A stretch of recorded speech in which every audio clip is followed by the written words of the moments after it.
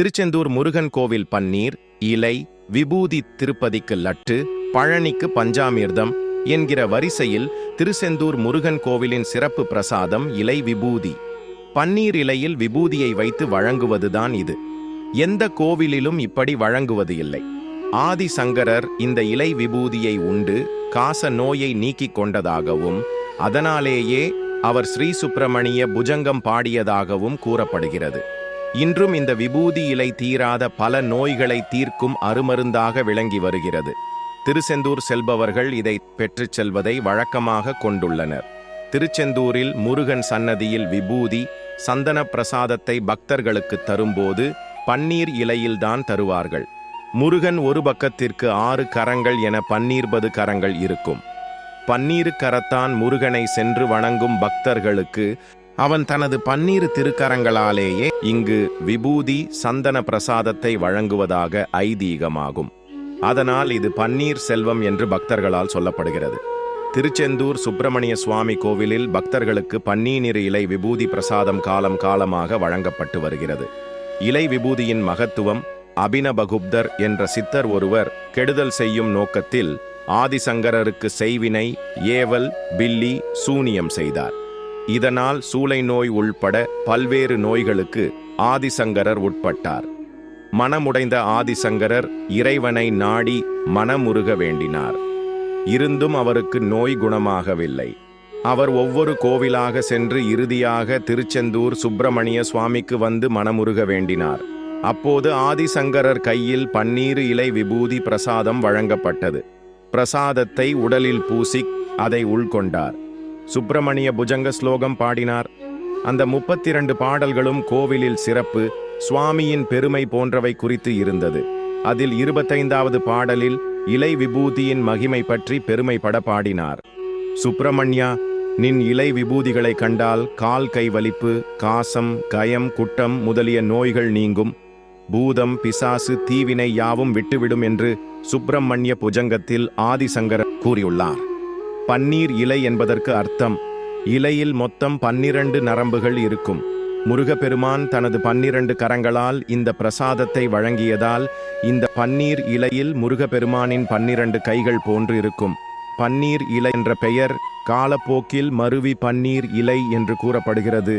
முருகப்பெருமானை பூஜித்த தேவர்கள் அனைவரும் இந்த பன்னீர் மரங்களாக இருப்பதாகவும் அதில் இருந்த பெறப்படும் பன்னீர் இலைகள் பிரசாதமாக வழங்கப்படுவதால் அதற்கு தனி மகத்துவம் இருப்பதாக கருதப்படுகிறது. இந்த பன்னீர் இலை விபூதி பிரசாதம் தினமும் காலை விஸ்வரூப தரிசனத்தின் போது சுவாமி பாதத்தில் வைத்து பூஜித்து பக்தர்களுக்கு வழங்கப்பட்டு வருகிறது. வேறு எந்த கோவிலிலும் இல்லாத சிறப்பாக திருச்செந்தூர் கோவிலில் இந்த இலை விபூதி பிரசாதம் வழங்கப்படுகிறது. இந்த இலையை நேராக வைத்து பார்த்தால் முருகப்பெருமானின் வேல் போன்று காட்சியளிக்கும். 1ஆம் பன்னீர் இலையில் உள்ள பூவில் உள்ள சாந்த குணசக்தி நிறைவாக உள்ளது. அது நமது உடலுக்கு சில நன்மைகளை தருகிறது என்று சித்த வைத்தியம் கூறுகிறது. 2ஆம் இறைவனுடைய பூஜைக்குரியது துளசி, வில்வ இலை, வன்னி இலை. அதேபோல் இறைவனுடைய பூஜைக்குரியதாக பன்னீர் இலை உள்ளது. 3ஆம் பன்னீர் இலையில் உள்ள 12 நரம்புகள் முருகப்பெருமானின் 12 திருக்கரங்களுச் சமம் என்று கூறுவர். 4ஆம் திருவாடுதுறை திருப்பனந்தாள் குரு மகா சந்நிதானங்கள் நடராஜ பெருமானை வணங்குவோர்க்கு பன்னீர் இலையில் விபூதி பிரசாதம் வழங்கி வருகிறார்கள். 5வது திருநீற்றை பன்னீர் இலை விபூதியை பக்தியுடன் பத்திரமாக வைத்துக் கொள்கிறார்கள். 6வது பக்தர்கள் பன்னீர் இலை விபூதியுடன் இலையையும் உண்டு நோய்களிலிருந்து குணமடைகிறார்கள். அருளாளர் ஆதிசங்கரர் நோய் நீக்கும் உண்மையையும் பெருமையையும் தனது பாடல்களில் எடுத்து எம்புகிறார். 7ஆம் பன்னீர் இலை விபூதியை பக்தர்கள் இல்லங்களுக்கு எடுத்துச் சென்று பூஜை அறைகளில் பத்திரப்படுத்தி வியாதிகள் வந்தால் செந்தில் முருகனை வேண்டி அணிந்து கொள்கிறார்கள். ஆடு மாடுகள் நோய் கண்டால் நோய் நீங்க வழிபட்டு பன்னீர் இலை விபூதியினை மருந்தாக கொடுத்து நோய் நீங்கியதும் திருச்செந்தூர் முருகனுக்கு காணிக்கையாக ஆடு மாடுகளை செலுத்துகிறார்கள். பன்னீர் இலை விபூதியினை மருந்தாக் கொடுத்து நோய் நீங்கியதும் திருச்செந்தூர் முருகனுக்கு காணிக்கையாக ஆடு மாடுகளை செலுத்துகிறார்கள். பன்னீர் இலையும் நற்சந்தனமும் பக்தர்களுக்கு வழங்கப்படுகிறது. தாரகாசுரனை வதம் செய்தவனே வலிப்பு, காசம், குஷ்டம், சுரம் மேகவெட்டை, குடல் புண், புற்றுநோய், பிசாசு மற்றும் மனப்பயம் எனும் நோய்களனை பன்னீர் இலையில் வைத்து தரப்படும் உன் திருநீற்றை பார்த்த மாத்திரத்தில் பறந்தோடி மறைந்துவிடும்.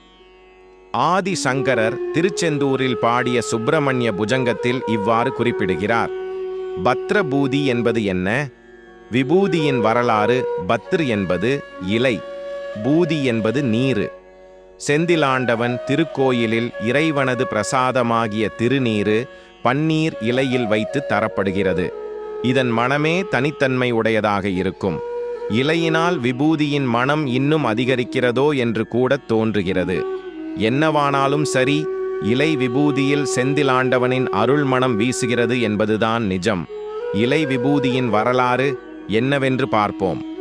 செந்தூரில் சூரபத்மாதியர்களை ஒடுக்கிவிட்டு கடற்கரையில் கலங்கரை விளக்கம் போன்று ஒளி வீசி நின்றான் முருகப்பெருமான்.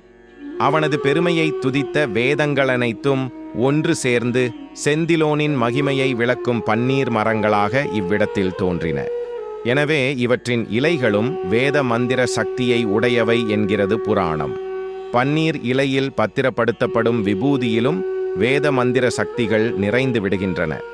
தவிர பன்னீர் இலையில் காணப்படும் 12 நரம்புகள் முருகனது 12 கரங்களை நினைவூட்டுவனவாக அமைந்துள்ளன.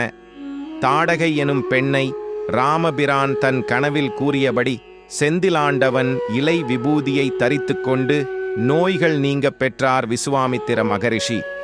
ஆதி சங்கரரும் செந்திலாண்டவனின் நீரும் ஆதி சங்கரரது வாழ்விலும் இலை விபூதி மகிமையை விளக்குவதான ஒரு சம்பவம் ஏற்பட்டது.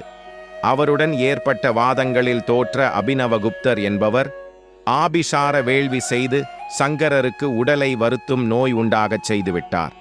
அக்காலத்தில் அவர் கர்நாடகாவில் உள்ள கோகர்ண திருத்தலத்தில் தங்கி வழிபாடு செய்து வந்தார். ஒரு நாள் இரவு இறைவன் அவர் கனவில் தோன்றி, என் குமாரன் ஷண்முகன் குடியிருக்கும் புண்ணியத்தலமான சயந்திபுரம் எனும் திருச்செந்தூர் சென்று அவனை தரிசித்தால் உன் நோய் முற்றிலுமாக நீங்க பெறுவாய் என்று கூறினார். உறங்கி எழுந்து பார்த்த சங்கரரின் அருகில் விபூதி இருந்தது. கோகர்ணேஸ்வரர் ஆணைப்படி செந்தூர் வந்தடைந்தார் ஆதிசங்கரர். கடலில் நீராடி பின் இறைவன் சன்னதியில் மனமுருகி நின்றபோது ஆதிசேஷனாகிய பாம்பு ஊர்ந்து ஊர்ந்து இறைவன் சன்னதியை அடைந்ததைக் கண்டார். அதே நேரம் அவருக்கும் இறை தரிசனம் கிட்டியது. அவன் அருளாலே மடை திறந்த வெள்ளம் போல அவர் திருவாயிலிருந்து ஸ்லோகங்கள் வெளிவந்தன. வடமொழியில் பாம்பை புஜங்கம் என்பர். வடமொழி இலக்கணப்படி புஜங்க விருத்தமாக அமைந்தன பாடல்கள். பாடி முடித்து இலை விபூதியை பெற்று அணிந்து கொண்ட சங்கரருக்கு வெகு விரைவில் நோய் குணமாயிற்று. தெய்வ அவதாரமாக கருதப்படும் ஆதிசங்கரர் நினைத்திருந்தால் தானே நோயை விரட்டியிருக்க முடியும். ஆனால் மானுட அவதாரத்தில் அத்துயரை தானே அனுபவித்து உலகோருக்கு பத்திர பூதியின் பெருமையை வெளிப்படுத்த அவர் நிகழ்த்திய திருவிளையாடலே இது என்று கூறலாம். விபூதியே கூலி சுமார் 350 ஆண்டுகளுக்கு முன் திருவாவடுதுறை ஆதீனத்தைச் சேர்ந்த ஸ்ரீல ஸ்ரீ தேசிகமூர்த்தி தம்பிரானவர்கள் செந்தூர் மேல கோபுரத்தை நிர்மாணித்தார்.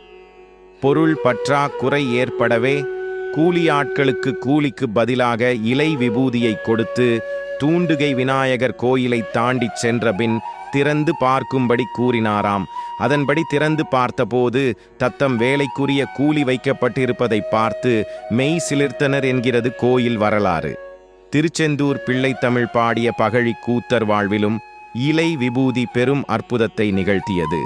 தீராத வயிற்று வலியால் துடித்த அவரது கனவில் கோயிலில் பூஜை செய்யும் உரிமையுடைய திரிசுதந்திரர் போல ஒருவர் தோன்றினார். என் புகழை பிள்ளை தமிழால் பாடு, உன் நோய் குணமாகும் என்று கூறி இலை விபூதியை கையில் கொடுத்திட்டு மறைந்தாராம். உரையாசிரியர் குகஸ்ரீ ரசபதி அவர்கள் திருச்செந்தூர் பிள்ளை தமிழ் உரையில் இது பற்றி விரிவாக குறிப்பிட்டுள்ளார். குமரகுருபரர் தான் கண்டபடி அழகாக பாடியுள்ளார். இளையமில் குமரவேல் முன் வணங்குவார்க்கு என்றும் துன்பம் இலை, அடுபகை சற்றேனும் இலை, படுபிணி நிரப்பும் இலை, அளற்றுழன்று வீழ்தல் இலை, பல பவத்துச் சார்பும் இலை என இலை விபூதி எடுத்தெடுத்துதவள் கண்டார் என்று பாடுகிறார். விபூதியின் மகிமையை பாட வந்த அருணகிரிநாதரும் ஆறுமுகம் ஆறுமுகம் ஆறுமுகம் ஆறுமுகம் ஆறுமுகம் ஆறுமுகம் ஆறுமுகம் என்று பூதி ஆகமணி மாதவர்கள் பாதமலர் சூடும் அடியார்கள் பதமே துணையதென்று என்று பாடுகிறார். நாமும் ஆறுமுகம் என்று 6 முறை ஓதி இலை விபூதியை தரித்து செந்திலாண்டவரின் திருவருளை பெறுவோமாக. ஓம் சரவண பவ. கதையை படித்த கேட்ட அனைவருக்கும் நன்றி. கதை பிடித்திருந்தால் நமது சேனலை லைக் செய்து சப்ஸ்கிரைப் செய்து கொள்ளுங்கள். நன்றி, வணக்கம்.